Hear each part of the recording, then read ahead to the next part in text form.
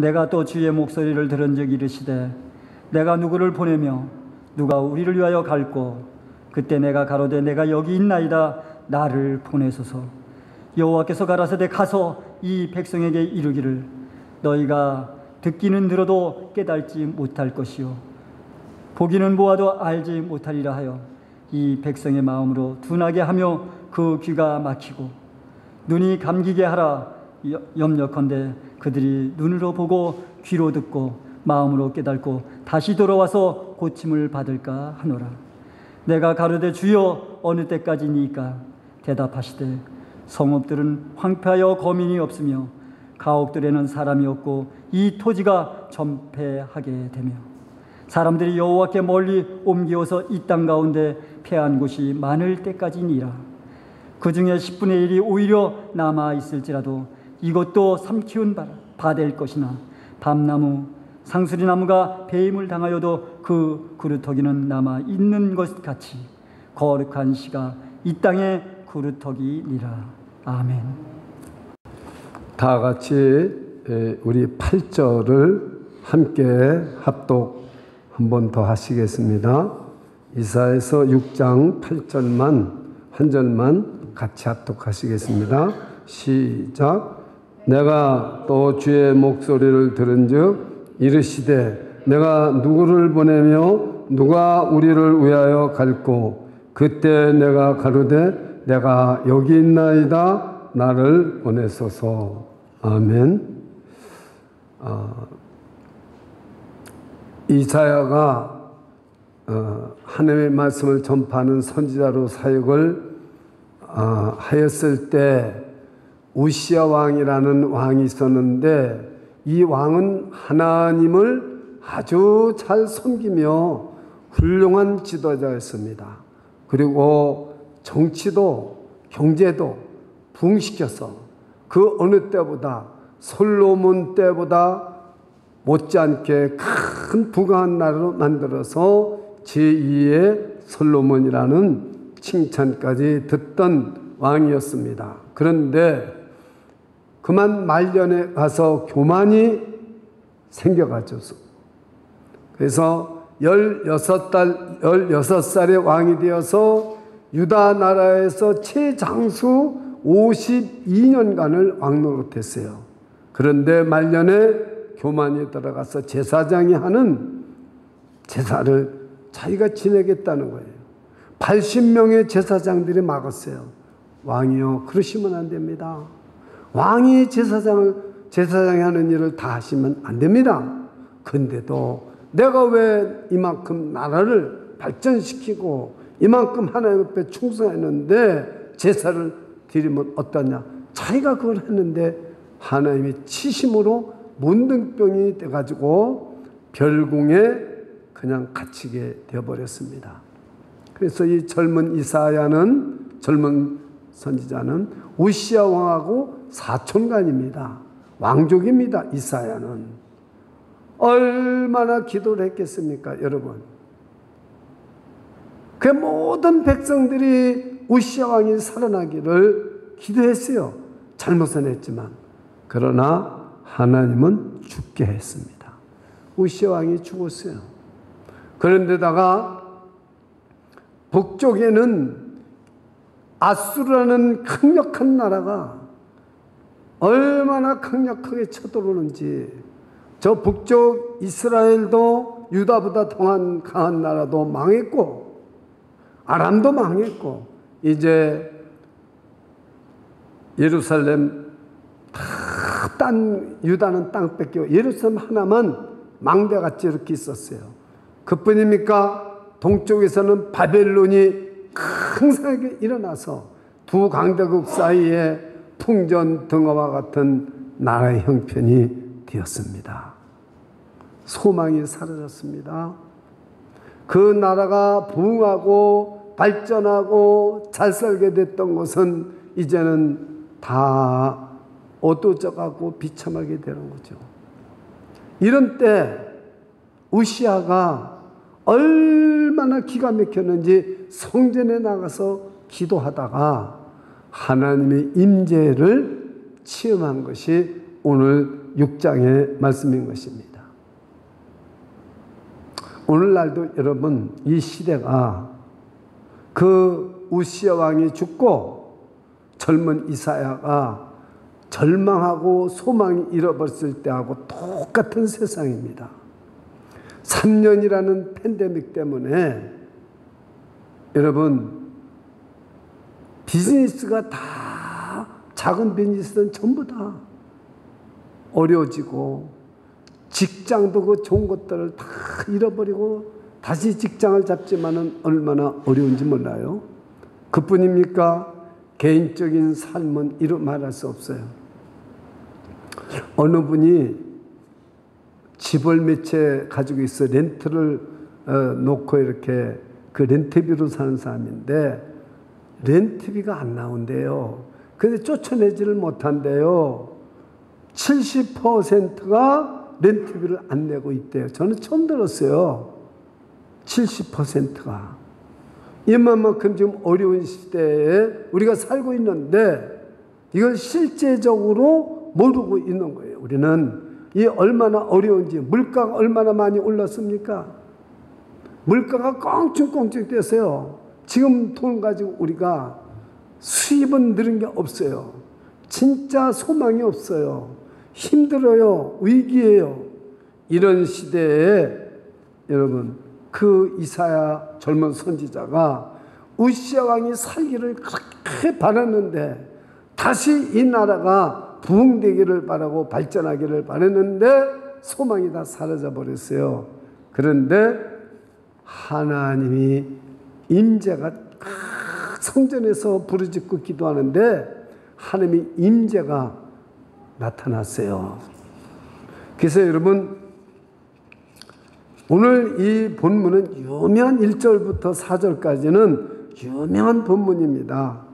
우시야 왕의 죽던 해에 그러니까 BC 740년에서부터 739년이라고 합니다. 8세기에 누구든지 요 사이라고 그래요. 그 사이에 우시야 왕이 죽었는데 어느 때라는 것을 밝히고 있잖아요. 내가 본즉 주께서 높이 들린 보좌에 앉으셨는데 그 옷자락은 성전에 가득했더라. 도대체 이사야가 본 하나님은 어떤 하나님이신가? 우리가 오늘 이 점을 잘 깨달아야 돼요. 세상에 우시야 왕이 최고였어요. 우리 한국에도 경제 개발을 일으킨 그 대통령이 죽으니까요. 얼마나 많은 사람들이 그 대통령의 독재라고 그랬다가 길들여져서 경제가 발전하고 잘 살게 되니까 아무도 그 얘기할 사람 없고 그 대통령이 총에 맞아 죽었을 때 나라가 많은 것 같고 암담하고 캄캄한 시절이 있었죠. 그런데요, 하나님은 우시야 왕이 너희들을 다스리는 게 아니라 정말 하나님이 다스리고 있다는 걸 보여주기 위해서 하나님 보좌가 보이고 그 옷자락이 성전에 꽉 내리는 것을 보여줬어요. 그래서 오늘은 먼저 우리가 내가 믿는 하나님이 어떤 하나님인가를 아는 게 먼저 중요한 거예요. 저와 여러분이 믿는 하나님이 어떤 하나님이십니까? 이게 중요한 거예요. 20세기 교회를 움직이는 책을 100권을 선정했어요. 도대체 이 교회를 움직이는 책이 어떤 책이냐? 100권을 선정했는데 그 중에 당신이 믿는 하나님은 너무나 작다. 제이비 필립스라는 사람이 지은 책이 그 100권 속에 들어갔어요. 이 필립스는 영국 서리주에서 태어났는데 케임브리지 대학교를 나와가지고 젊은이들에게 복음을 전했는데 이 젊은이들이 너무나 킹 제임스 성경 이거를 읽는 것을 이해를 못해요. 그래서 젊은이들이 잘 깨달을 수 있도록 현대인의 성경이라는 걸 지었어요. 폭발적인 인기가 있었는데 이분이 지은 책 베스트셀러 중에 그 세 번째 책이 Your God is too small. 당신이 믿는 하나님은 너무 작다는 거예요. 한번 화면을 여러분 봤죠? 저분이 지은 거예요. Your God is too small. 당신의 하나님은 너무 작다. 지금 특별히 물리학, 인문학, 생물학, 심리학이 엄청나게 발전돼 가지고요. 우리 한눈에 엄청난 세계를 바라보고 있어요. 하나님은 이제 보이지 않아요. 그래서 이 광활한 하나님, 이 전능한 하나님은 찾는 사람이 별로 없어요. 예수 믿는 사람 자체도 내가 믿는 저와 여러분이 믿는 하나님은 얼마만큼 위대하가 여러분 여기십니까? 저는 여러분 이 시간에 한번 생각해 보시기 바랍니다. 크신 하나님을 발견하지 못하는 거예요. 전능하신 하나님을 만나지 못하는 거예요. 그래서 당신의 하나님은 누굽니까? 도대체 당신의 하나님은 얼마나 영향력을 당신한테 주느냐 이 말이에요. 저 책 속에 그게 기록되어 있어요. 정말 근데요, 지금 모든 사람들이 말하기를 저 책에서 물리학과 생물학과 무슨 현대과학과 문명이 발달했어도 이 우주를 다스리고 통치하는 놀라운 뭔가 큰 힘이 있다는 거예요. 근데 우리가 믿는 하나님은 자기가 가둬놔요. 내 마음속에, 우리 상자 속에. 그죠? 그러니까 하나님을 우리는 어떻게 아느냐? 그래서 저는 오늘 이 본문에서 참 이 책을 통해서 이사야가 만난 하나님은 어떤 하나님이냐? 이사야가 만난 하나님이 오늘 저와 여러분의 하나님이 되시기를 축원합니다. 첫째, 이사야가 만난 하나님은 살아계신 하나님이었어요. 말씀하는 하나님이었어요. 죽은 하나님이 아니에요. 근데 많은 사람들이 예수를 믿고 수많은 사람이 교회를 다니면서도 자기가 믿는 하나님은 살아계신 하나님, 말씀하시는 하나님, 그것을 진짜 믿고 하나님과, 여러분 지난 주일에 설교 제목이 뭐였습니까? 지난 주일 설교 제목 한 주밖에 안 되는데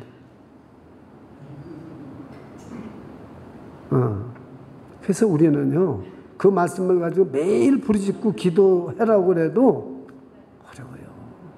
하나님의 음성을 들으라는 거예요. 그래서 제가 이 설교 본문을 새벽에 설교했는데 또 하는 거예요. 주일날. 모르잖아요. 우리가 믿는 하나님은 살아계신 하나님이고 말씀하는 하나님이라는 걸 저는 여기서 첫 번째 깨달았어요. 야, 확실히 다르다. 이사야가 믿는 하나님은 저와 여러분이 믿는 하나님하고 똑같은 하나님인데 이사야는 어떤 하나님을 만났어요? 살아계신 하나님이고 말씀하시는 하나님을 만났어요. 참 정말 중요합니다. 8절을 한번 읽어보세요. 또 한 번. 자, 살아계신 하나님이고 말씀하신 하나님인가 아닌가. 8절을 또 한 번 읽으세요. 오늘 그럼 벌써 두 번째 읽는 거예요. 세 번째 읽는 거예요. 인도자가 읽었고 조회분이 한 번 읽었고 또 읽어요. 오늘 8절 시작. 내가 또 주의 목소리를 들은즉 이르시되 내가 누구를 보내며 누가 우리를 위해 갈고 그때 내가 가로되 내가 여기 있나이다 나를 보내소서. 여러분, 내가 믿는 하나님은 살아계신 하나님으로서 말씀하시는 하나님이에요. 그러니까 하나님의 음성을 들으라. 하나님의 음성을 우리가 들어야 돼요. 내 양은 내 음성을 들으며 나는 저희를 알며 저희는 나를 따르느니라. 요한복음 10장 27절 말씀. 유대인들은 어떤 사람들이에요? 내 양이 아니므로 나를 믿지 않는다고 말했어요. 그러니까 우리는요, 아무리 열심히 믿고 내가 뭐 하고 봉사 소용없어요. 하나님이 너는 내 양이 아니야. 끝나는 거예요. 하나님이 너는 내 양이다. 이 음성을 들으셔야 된다고 말씀했어요. 너는 내 양이다. 얼마나 정말 기가 막힌 말씀입니까? 자, 이사야가 믿는 하나님은 어떤 하나님이에요? 살아계신 하나님이시고 말씀하시는 하나님이시라는 걸 이사야는 체험을 했던 거예요. 지금까지 이사야가 하나님 안 믿었습니까? 그러나 이런 체험은 이사야는 못했다는 거예요. 이 말씀을 5장이나 이사야에서 여러분 새벽마다 했기 때문에 벌써 여러분 다 들었잖아요. 지금 8장 나가게 되는데 여러분 그 하나님을 전파하는 이사야도 자기가 믿는 하나님이 어떤 하나님인지를 체험하지 못했다는 거예요. 예를 들어서 지금 저 신비에게 호랑이를 그려주면 제가 호랑이를 잘합니다. 아, 이거 호랑이야, 이거? 동물에 가서 호랑이도 보여줘. 호랑이야, 저거? 그러나 호랑이를 무서워할까요? 무서워하지 않을까요? 안 무서워해요. 아, 종이에 그려져 있는 건데 뭘 무서워해요? 저 실물을 보여줘도 창세를 꼼짝도 못하고 있는 거예요. 그러나 만약에 이 호랑이를 산속에 가다가 만났다면 어떻게 될까요? 전혀 달라지는 거예요. 이래도 무슨 말인지 못 알아듣는 분은 IQ가 3자리가 아니라 내가 생각할 땐 2자리 아닐까 생각해요. 우리가 믿는 하나님, 이사야 선지자처럼 살아계신 하나님, 말씀하는 하나님을 만나지 못한다면 우리는 종이 호랑이 하나님을 믿는 거예요. 그냥 종이에 써있는 하나님. 실제 만나는 하나님을 만나는 이 예배 시간에 하나님은 설교를 들을 때, 성경 공부를 할 때, 기도할 때, 찬양할 때 하나님을 만나시는 줄 믿으시기 바랍니다. 온 자연과 우주를 통해서도 만나시고, 그래서 지난 시간에 하나님의 음성은 외부적인 음성을 통해서도 듣고 성령을 통해서 내부적인 음성을 통해서도 듣는다고 말씀을 드렸어요.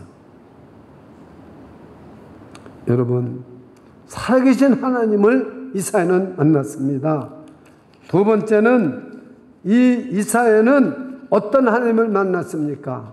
왕 중에 왕인 하나님을 만난 거예요. 자, 보십시오. 우시야 왕이 죽전에 내가 본즉 주께서 높이 들린 보좌에 앉으셨는데 하나님의 보좌가 보이는 거예요. 요한계시록 4장처럼 높은 보좌에 하나님이 앉으셨는데 그 옷자락이 어디까지 흘러내렸어요? 기도하는, 자기가 기도하는 성전에까지.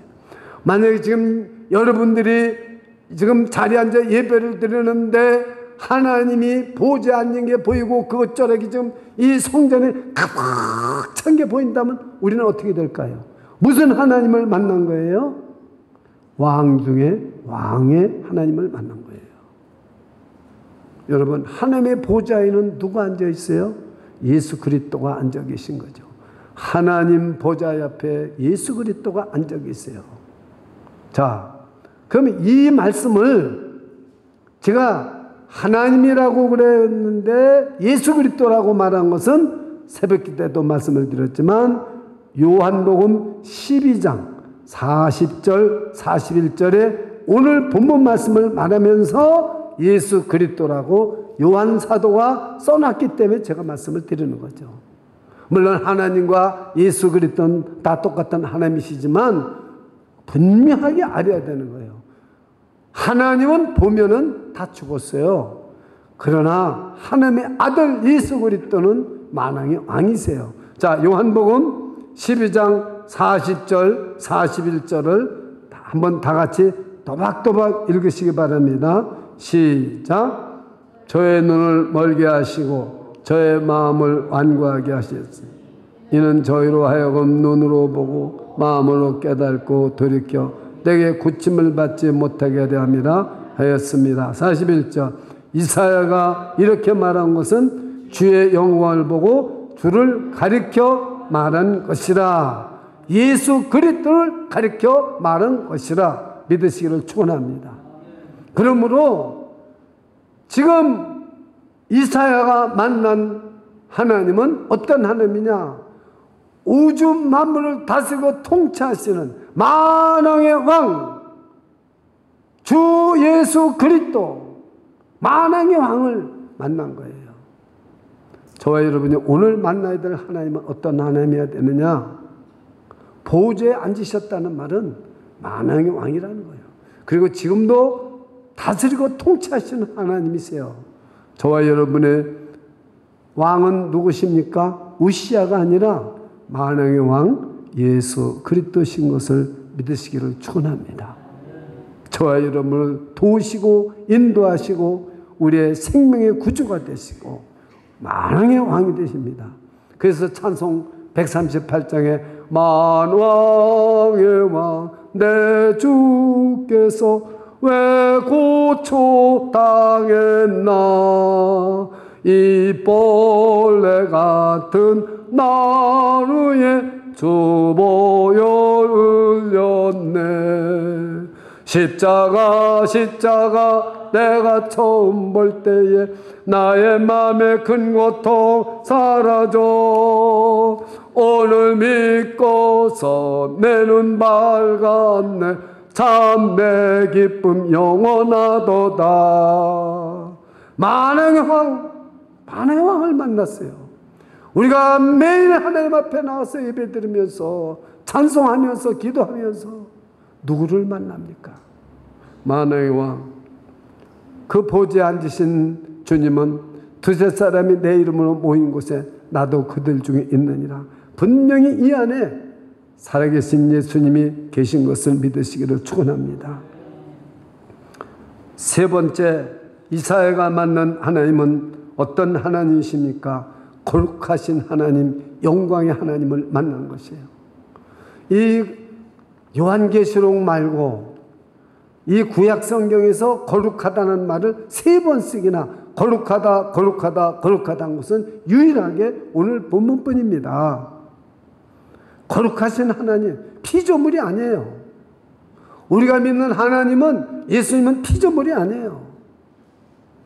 여러분, 예수님이 사람의 몸을 입고 이 땅에 오셨지만 예수님 안에는 신성과 인성이 다 같이 한 위격 속에 들어있는 거예요. 그걸 여러분이 아셔야 돼요. 그래서 예수님이 피 흘려 돌아가셔도 예수님은 하늘에도 계시고 어디도 계신 거예요. 그 하나님의 아들은 그 십자가에서 돌아가셨다고 해서 예수님이 죽으신 게 아니에요. 예수님은 그 양성이, 신성과 인성이 다 함께 있는 한 위격의 하나님이신 거예요. 더 이제 복잡한 얘기 안 하겠습니다. 거룩이라는 말은 이렇게 구별됐다는 거예요. 피조물이 아니에요. 그래서 우리는 하나님 앞에 나오면 우리의 더러운 죄가 다 드러나는 거예요. 그래서 회개가 터지고 눈물이 나고 찬송을 부를 때도 눈물이 나고 기도할 때도 눈물이 나는 거예요. 거룩하신 하나님, 그 영광이 하나님의 임재하니까 그 문지방 터가 흔들리더라. 그렇게 말하고 있어요. 예, 4절을 다 같이 읽겠습니다. 시작. 이같이 청하는 자의 소리로 인하여 문지방 터가 요동하며 집에 연기가 충만하더라. 3절 서로 청하여 가로되 거룩하다 만군의 여호와여 그 영광이 온 땅에 충만하도다. 오늘도 우리 예배 드릴 때 이 성전에 하나님의 영광이 충만한 것을 여러분이 깨달아야 돼요. 저는 어떤 때요, 너무 하나님의 그 위엄을 느낄 때 이 몸이요 완전히 그냥 굳어지는 것 같은 때를 느끼는 때가 있어요. 그때는 너무나 그 예배가 은혜로운 거예요. 여러분은 하나님을 어떻게 아십니까? 난 어떤 분들은 하나님을 그냥 가지고선 자기 맘대로 말하는 사람들 보면 가슴이 아프고 두려워요. 여러분, 요한 사도같이 하나님의 사랑을 받은 제자가 어디 있습니까? 요한계시록에 보세요. 요한이 예수님이 부활하신 예수님을 만났는데 몸이 굳어져서 움직여지질 않아요. 다니엘을 보십시오. 그 인자 같은 분이 섰는데 여러분 그냥 엎드려져서 일어나지를 못하고 있으니까 천사 와서 주물러주고 입을 벌려주고 일으키잖아요. 우리가 진짜 하나님을 만나보세요. 하나님의 임재를 체험해보세요. 얼마나 두려운지 아세요? 왜요? 하나님은 거룩하시기 때문에 그런 거죠. 우리는 죄가 가득해요. 우리는 지금 죄가 없는 것 같아도 우리는 정말 죄 씻음을 받고 우리는 구원을 받았다고 하지만 우리 속에는 죄성이 있고 뼛속까지 우리는 죄가 들어가 있기 때문에 더럽기가 짝이 없어요. 그걸 아셔야 됩니다. 여기 스랍들은 찬양하는 천사를 말하는 것입니다. 여러분 천사도 종류가 많습니다. 가브리엘 천사도 있고 미가엘 천사도 있고 뭐 여러 가지 있지만 여기 스랍들이라는 것은 찬송하는 여러분 천사들이에요. 거룩하다 거룩하다 거룩하다 찬송하니까 이 성전 문지방 터가 흔들린다는 거죠. 우리 교회가 정말 이렇게 찬양을 해서 정말 여기 그냥 유리창이 흔들릴 정도로 크게 소리를 내서 찬양을 해야 되는데 여러분 우리는 천사들보다 낮게 찬양해야 되잖아요. 찬양이 얼마나 중요한 건지 모릅니다.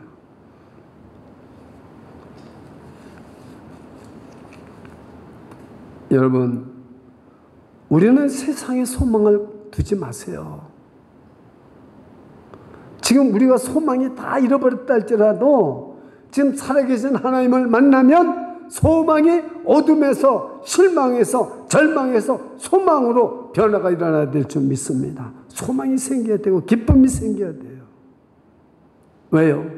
그 예수님을 만나니까 그 높이 들린 예수님, 지금 예수님이 우리 교회 머리시고 예수님이 지금 보좌에 앉으셔서 온 땅을 지금 다스리고 통치하시는 만왕의 왕인 것을 믿으시기를 축원합니다. 두 번째, 오늘 이제 하나님을 이렇게 만난 이사야는 자기 자신을 새롭게 재발견했어요. 그것이 5, 6절입니다. 자 보십시오. 5절 6절을 다 같이 한번 읽겠습니다. 이사야서 5장 6장 이사야서 6장 5절 6절을 다 같이 한번 읽어보세요. 시작. 그때 내가 말하되 화로다 나여 망하게 되었도다. 나는 입술이 부정한 사람이요 입술이 부정한 백성 중에 거하면서 만군의 여호와신 왕을 배웠음이로다. 때 그 스랍의 하나가 화조로 단에서 취한 바 핀숯을 손에 가지고 내게로 날아와서 여기까지만 읽겠습니다. 여러분 우리는 하나님을 만나면 반드시 자기 자신을 보게 돼 있어요. 저도 이 하나님을 처음 만났을 때 내 자신을 보니까 얼마나 나는 정직하고 죄가 없는 사람인 줄 알았는데 나만큼 죄가 많은 사람이 없다는 것을 깨닫고 얼마나 통곡하고 대굴대굴 굴르면서 울었어요. 회개했어요. 콧물 나오면서요.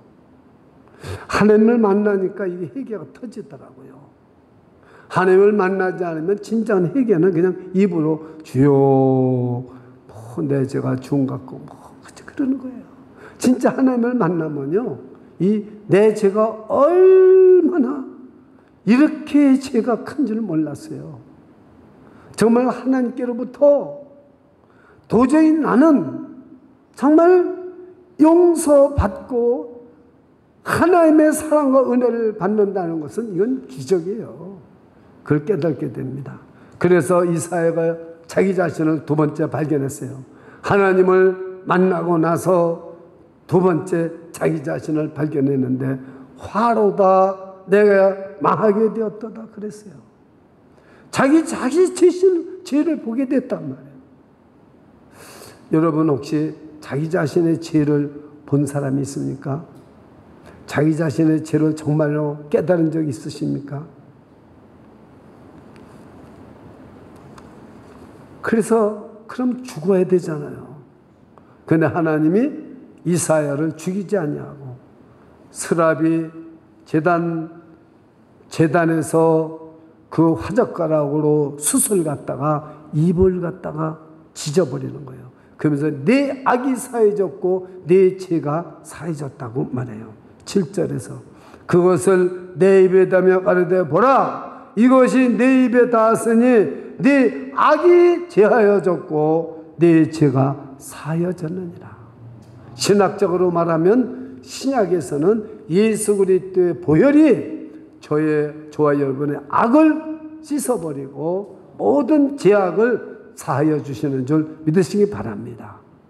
제단의 숯불은 제단의 불은 제물을 태우는 거예요. 여러분 구약에서 제사를 지내면 제단의 불이 그 제물을 태워서 향기로 해서 그 죄인의 죄를 사해 주는 거 아니에요? 그걸 지금 이사야 선지자가 말하고 있는 거예요. 자기 죄 사한 것은. 그러니까 내가 무슨 회개했다고 그래서 내가 회개했으니까 제사했지가 아니야. 하나님이 제단 숯불로 지져줘야 되는 거예요. 즉 예수님이 보혈로 우리의 죄를 씻어줘야 되는 거죠. 내가 죄를 씻음받을 수 없는 거예요. 예수님이 반드시 내 죄를 씻어줘야 될 줄 믿습니다. 그래서 여러분이 기도를 잘하라는 거예요. 그리고 겸손하게 내 죄가 씻어졌는지 씻어지지 않았는지를 알아야 된다는 거예요. 이런 말씀을 통해서 깨닫는 은혜가 있기를 바랍니다. 그렇습니다. 그래서 여러분 이 두 번째, 첫 번째는 하나님을 만났고 두 번째는 자기 자신을 발견했는데 변화가 일어났다는 거예요. 변화가. 무슨 변화가 일어났습니까? 자기가 죄인이 아닌 줄 알았어요. 그리고 지금까지 5장까지 설교하면서 누구를 죄인이라고 그랬습니까? 누구를 죄인이라고 그랬어요? 빨리 얘기해 보세요. 이사야가 설교하면서 누구를 죄인이라고 그랬어요?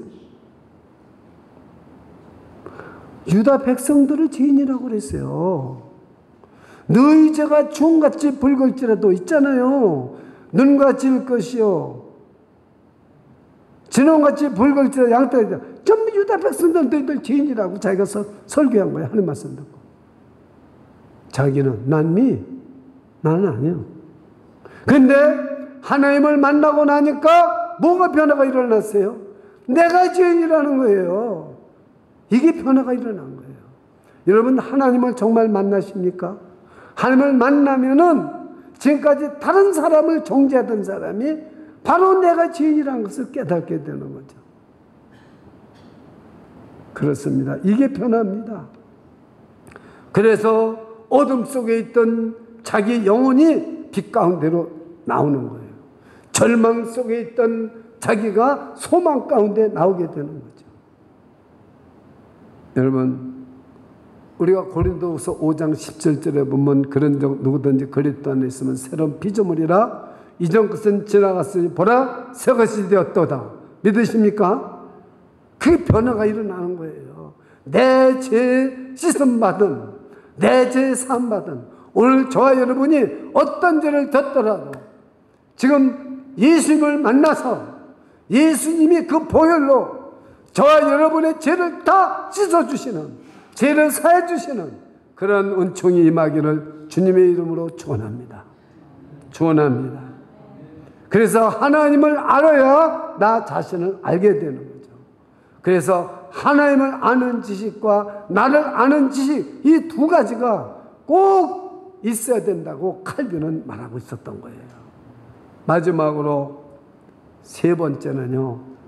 하나님의 음성이 들리는데 하나님께서 뭐라고 말씀하십니까? 오늘 8절 내가 누구를 보내며 누가 우리를 위하여 갈꼬 그러시는 거예요. 여러분 참 이사야는 우리가 생각할 때 오늘 설교 제목이 내가 여기 있나이다 나를 보내소서 이사야가 똑똑하니까 나를 보내소서 그런 줄 아닙니다. 이 말씀의 뜻을 여러분이 잘 깨달아야 돼요. 내가 정말로 이렇게 죄인인 줄 몰랐어요. 그래서 백성들만 죄인이라고 자기가 선포하고 정죄하고 그랬었는데 정말 주여 내가 헛살았습니다. 정말 내가 이런 죄인인 줄 몰랐어요.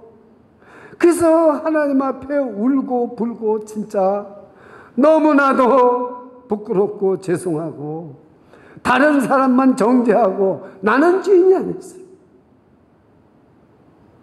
저 이스라엘 백성들, 악한 백성들, 저 하나님의 말씀을 듣고도 지키지 않는 사람들, 그래서 그 사람들만 정죄했는데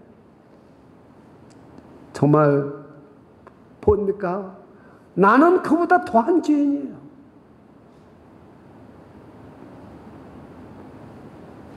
나 같은 죄인을 하나님은 버리지 아니하시고 하나님의 말씀을 전하게 해주신 거예요. 저는요, 어떤 때요, 나보다 믿음이 좋은 성도님들을 보면은 저 성도님들은 시간 바쳐, 돈 바쳐, 몸 바쳐 다 봉사하고 충성하는데 나는 생각해 보면 조금도 다를 바가 없어요. 그런데 하나님이 나 같은 죄인을 하나님이 써주신다는 걸 생각할 때 여러분, 하나님의 소리에 붙들려서 하나님이 일을 한다고 생각할 때 어떻게 들어갑니까? 내가 여기 있나이다 나를 보내서가 똑똑해서 내가 거룩해서 이사야가 보내달라는 게 아닙니다. Here I am, send me. 간단해요. 우리말은 길지만 영어는 간단하잖아요. Here I am, send me. 주여, 이 죄인 중에 죄인을 지금 하나님 이런 죄인을 붙들어 사용해 주신 것을 생각하니 너무나 감사합니다. 결과가 어떻든 저 백성들이 회개하든 안 하든 내가 복음을 전해서 한 사람 믿든 한 사람도 안 믿든 상관없이 저 영혼들을 내가 사랑합니다. 내가 이런 죄인이 부르짖는 소리도 듣고 저들의 나를 선지자로 알아줬는데 주님, 내가 지금까지 이런 죄인이 하나님의 손에 붙들려서 이 부정한 입술을 가지고 부정한 백성 중에서 하나님께 붙들려서 써셨다는 자체가 너무나도 죄송하고 너무나도 고마워서 정말 이제는 우시아 왕을 바라보는 게 아니라 하나님만을 바라보겠습니다. 내 남은 생에 정말 내가 완전히 회개하고 변화되어서 주님이 말씀하는 말씀을 내가 진짜로 저 영혼들을 사랑하며 전하겠습니다. 저 영혼들을 진짜 잘 알고 천사가 저 영혼들을 알겠습니까? 천사가 어떻게 저 완악한 백성들을 알겠습니까? 저는 완악했던 사람이었기 때문에, 죄인이었기 때문에 죄인을 압니다. 주님, 나를 보내주소서. 내가 가겠나이다. 이렇게 외친 거예요. 이 말씀이 그런 의미가 있는 거예요. 여러분은 똑같이 외쳐야 됩니다. 왜요? 여러분은 꼭 목사나 선교사로 가는 게 여러분 아니에요. 여러분 가정에 보내줘야 되고, 여러분 직장에 가서 복음을 전해야 되고, 어디든지 예수를 전해야 돼요. 이 사회에 나가서 꼭 목사나 선교사만 되라는 게 아니에요. 이 소명은 누구에게나 주여 내가 여기 있나이다. 나를 보내소서. Here I am, send me. 이 죄인을 붙들어 지금까지 이 자리에 앉혀줬습니다. 쉽게 말하면 오늘까지 이 죄 많고 정말 우리가 하나님 앞에 죽어 마땅해야 될 죄인들을 저와 여러분을 이 자리에 앉혀줬습니다. 오늘 이 죄를 사함받고 내가 누구를 보낼고 우리를 위해 누가 갈고 내가 여기 있나이다. 나를 보내소서. 여러분들이 다 외쳐야 될 말씀이 오늘 이 말씀이신 것입니다. 그렇습니다. 눈을 들어 하나님을 바라보시기 바랍니다. 이렇게 죄 많고 허물 많은 저와 여러분을 하나님은 버리지 않으시고 붙들어서 지금까지 이 자리에 앉혀주신 거, 이 거룩한 자리에 앉혀주신 거, 이 하나님 앞에 앉혀주신 걸 생각할 때 무엇인들 내가 못하겠습니까? 이 뜻이 주여 내가 여기 있나이다. 나를 보내소서. 이게 진짜 뜻이에요. 내가 똑똑하고 거룩하니까, 내가 성경을 많이 하니까, 내가 왕의 사촌이니까 나를 보내주소서가 아니에요. 예수님 하나님이 뭐라고 말씀하십니까? 내 말을 듣고 저 사람들이 한 사람도 회개하고 나올 사람이 없다는 거예요. 그러나 내가 너를 보내는 이유는 남은 자 그루터기를 구원하기 위해서 보내는 거다. 자, 이 결과를 제가 말씀을 드릴게요. 이렇게 이사야를 하나님께서 내가 여기 있나이다 나를 보내셔서, 근데 하나님이 어떻게 쓰셨느냐, 제가 세 가지만 말씀을 드릴게요. 이사야를 통해서요, 7장 14절에 보라 처녀가 잉태하여 아들을 낳으리라 이 예언을 하게 했어요. 하나님이 주신 예언을 그대로 했어요.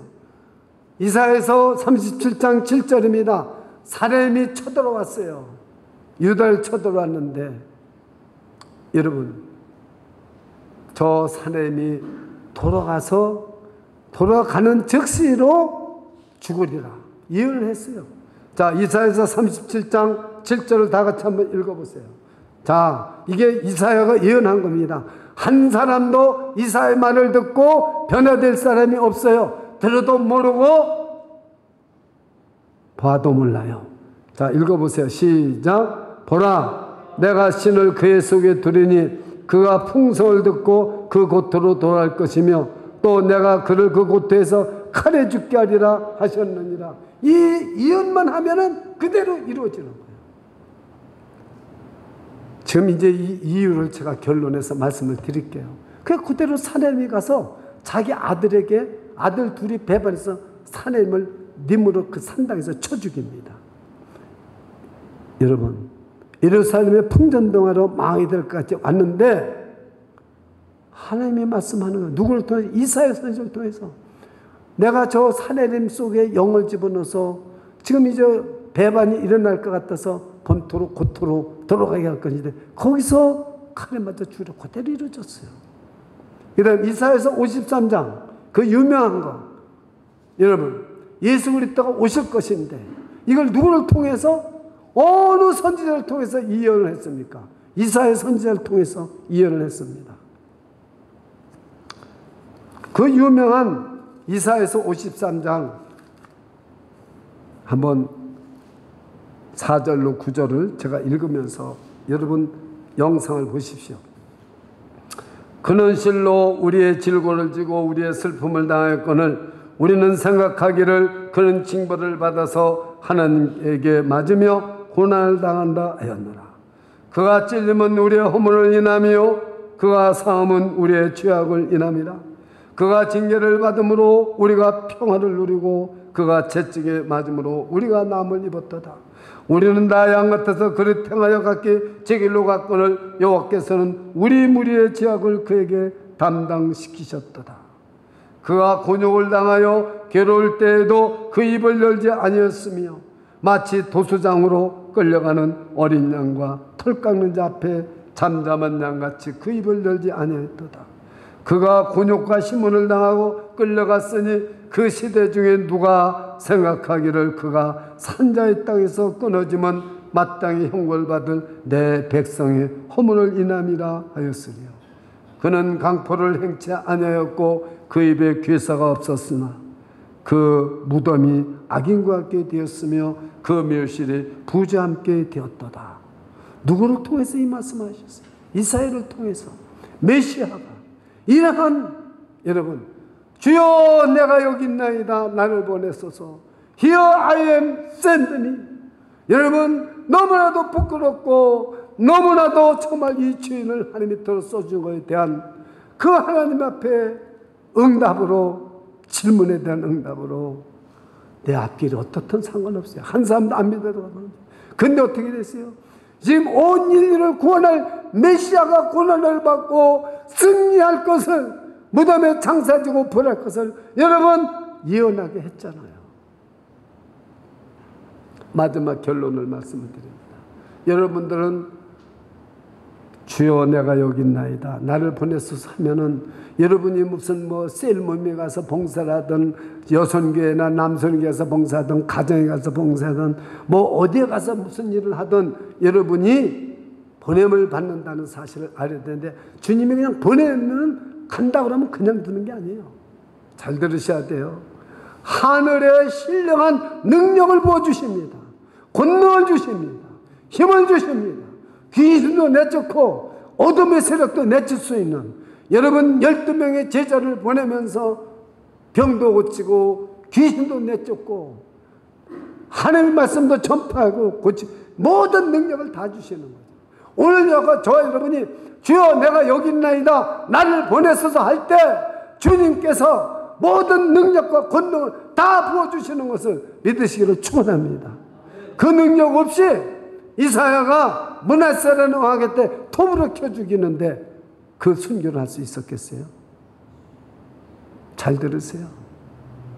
내가 지금 죄를 회개하고 내가 여기 있나이다 나를 보내소서 할 때 주님께서 저와 여러분에게는 모든 신령한 능력과 권능과 모든 힘과 능력을 다 부어주시는 것을 믿으시기를 축원합니다. 기도하겠습니다. 주 예수님 은혜를 감사드립니다.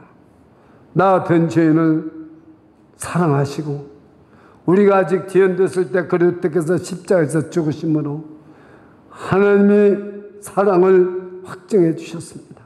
오늘도 우리를 죄 많은 우리들을 용서받았다고 하지만 정말 우리 속에 아직도 죄성이 있어서 우리가 죄를 끊지 못하고 세상에 발을 담그고 하나님을 믿는 우리들을 오른손으로 붙잡으시고 버리지 않으시고 이 자리에 앉혀주신 것을 감사드립니다.